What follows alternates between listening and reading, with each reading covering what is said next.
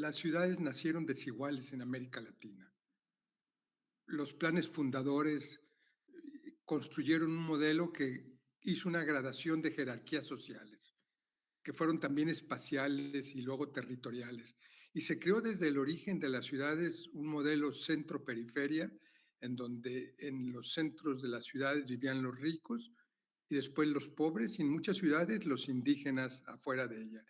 Y este modelo produjo que el espacio, las oportunidades, el ingreso, los recursos se fueran apropiando unas élites que más tarde ellas mismas gobernaron.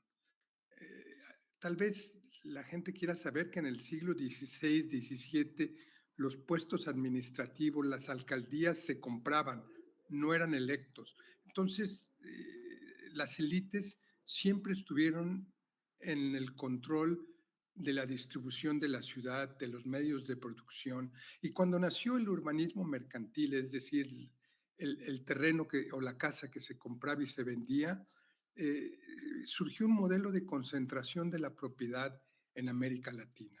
Estudios que hicimos mostraban que en las periferias urbanas de las ciudades, pequeñas o grandes, y entonces cuando una ciudad nace desigual, esto de pequeño o grande en términos de concentración es igual, veíamos que dos, tres, cinco familias eran dueñas del futuro del crecimiento de la ciudad.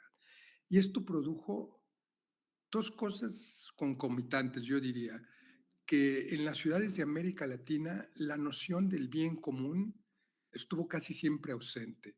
Y entonces un bien privado o un bien privatizado, el corto plazo, fue lo que tomó en el desarrollo de la ciudad.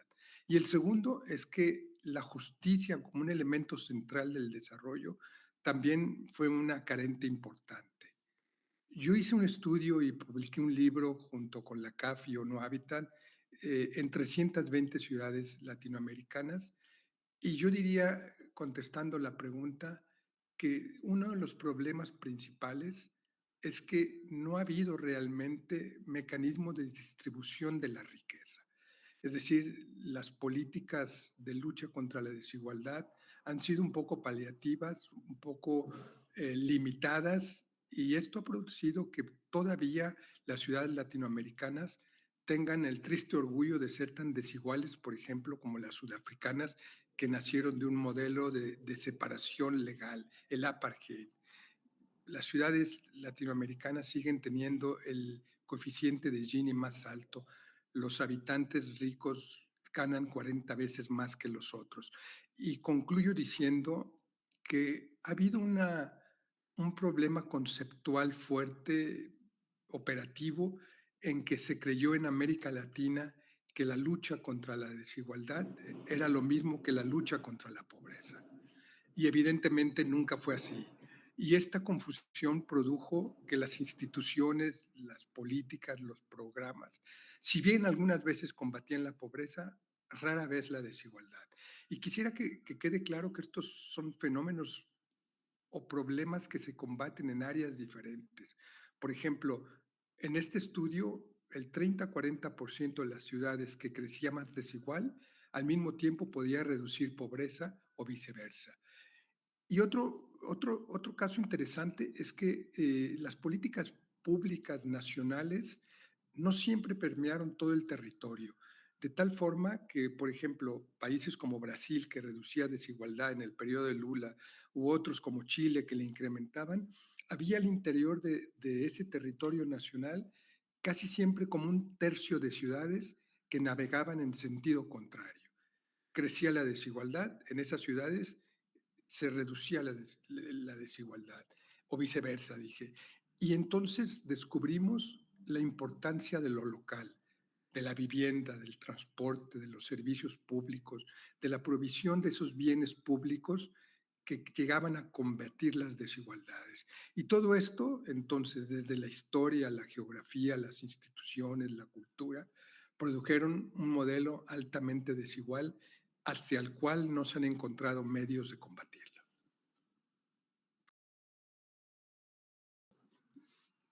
La vivienda adecuada, que surgió ahí por los años 60, no solamente era una disposición técnica u urbanística, estaba fundada en la idea de construir un derecho de cómo hacer las cosas bien, cómo construir ciudades humanas, ciudades en donde se respetaran las cosas, que fueran un principio ordenador.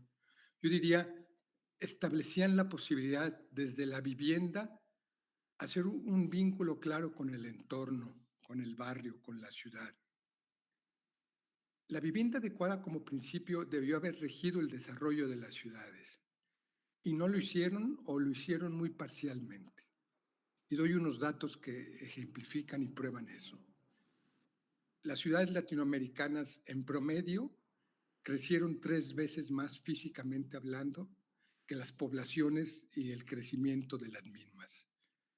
Y esto llevó concomitantemente a que bajaran las densidades. Las densidades bajaron en América Latina hasta 40% en las periferias urbanas. ¿Y qué significa esto? Si damos algunos datos, eh, antes, digamos, hasta los años 90, había densidades óptimas buenas, que eran 80, 90 habitantes por hectárea, 120 máximo, y bajaron a 40 o a 50. Y según estudios que hicimos cuando estaba en ONU Habitat, cuando tienen menos de 70 habitantes por hectárea, es muy difícil que construyas la masa crítica de habitantes necesaria para proveer bienes públicos. Entonces tienes que subsidiar el desarrollo. Al crecer 3 veces las ciudades sin responder a la vivienda adecuada, las ciudades crecieron, claro, independientemente del lugar donde estuvieran, en la costa, en la montaña, pero crecieron hasta 20 kilómetros en periferias de periferias. En promedio, se urbanizaron hasta en un 50, un 30, un 50% en lugares donde no habían de haberse urbanizado, muchas veces atentando contra el medio ambiente. En México, por ejemplo, 7 de cada 10 viviendas, 7 de cada 10 se construyeron donde no deberían en los últimos 20 años.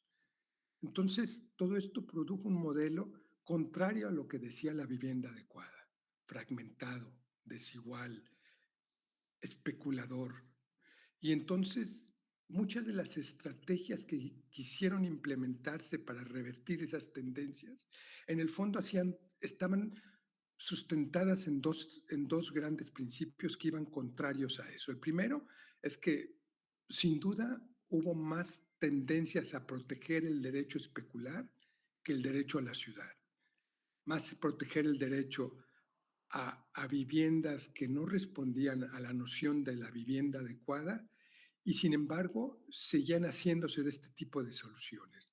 De esta manera, sin el respeto, la, la solución viviendista se hizo fuertemente especulativa y no productiva, y la ciudad perdió la posibilidad de utilizar la vivienda como el núcleo inicial del desarrollo para de ahí construir barrios y ciudades. Y entonces la noción de lo adecuado pasó a un segundo término.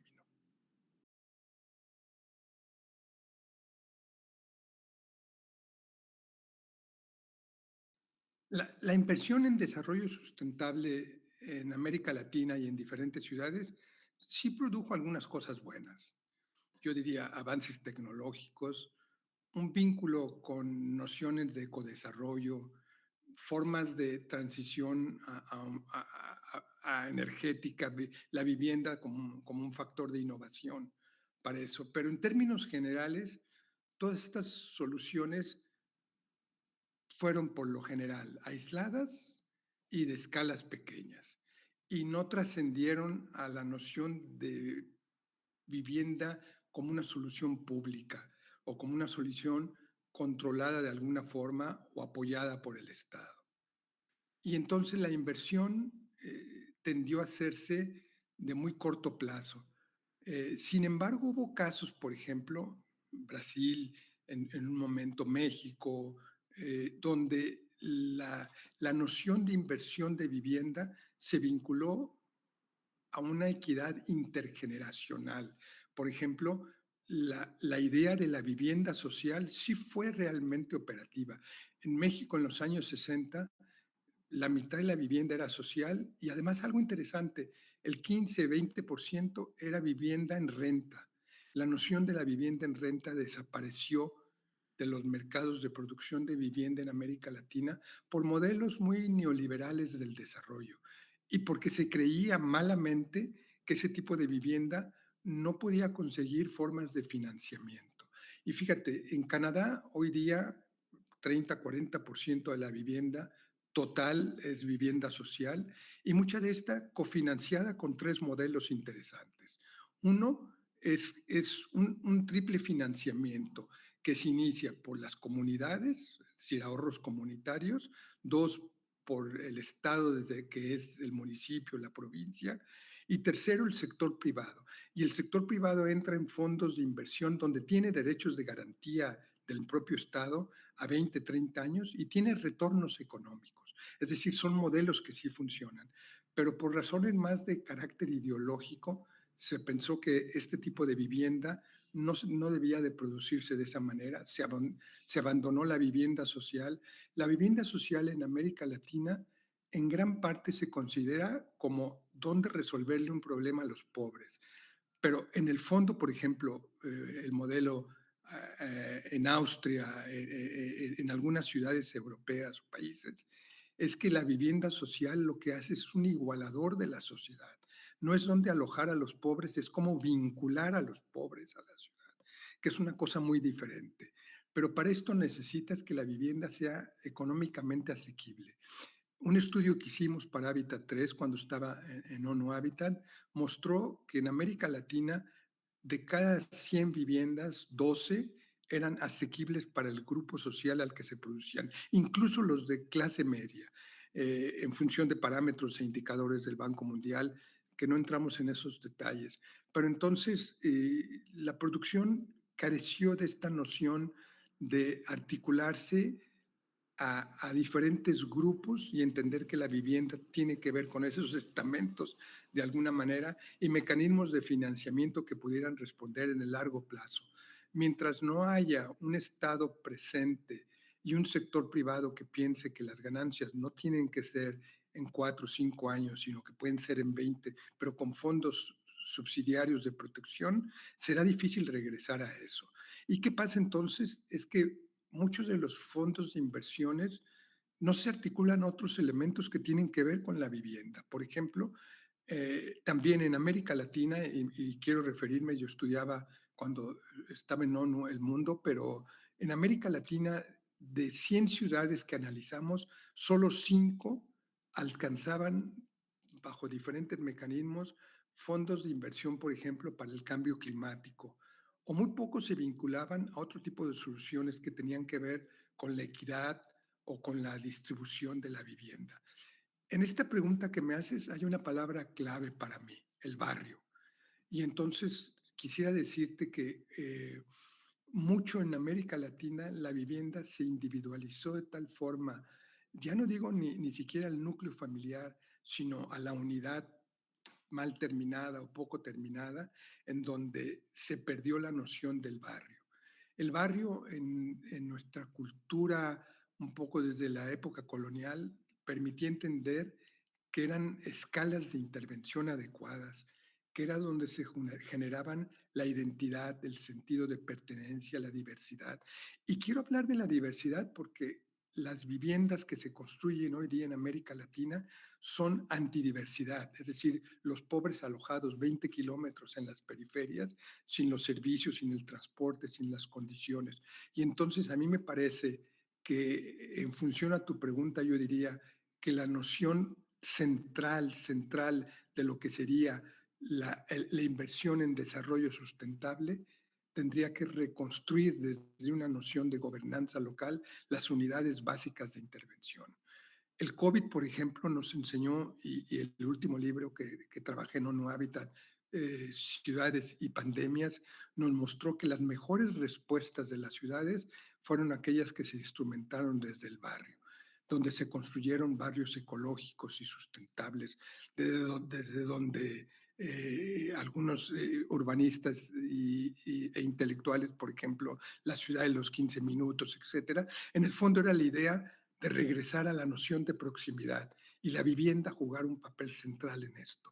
Entonces yo diría que tiene que hacerse una rearticulación de nuevo entre sistemas financieros y desarrollo urbanístico en la ciudad desde una perspectiva territorial.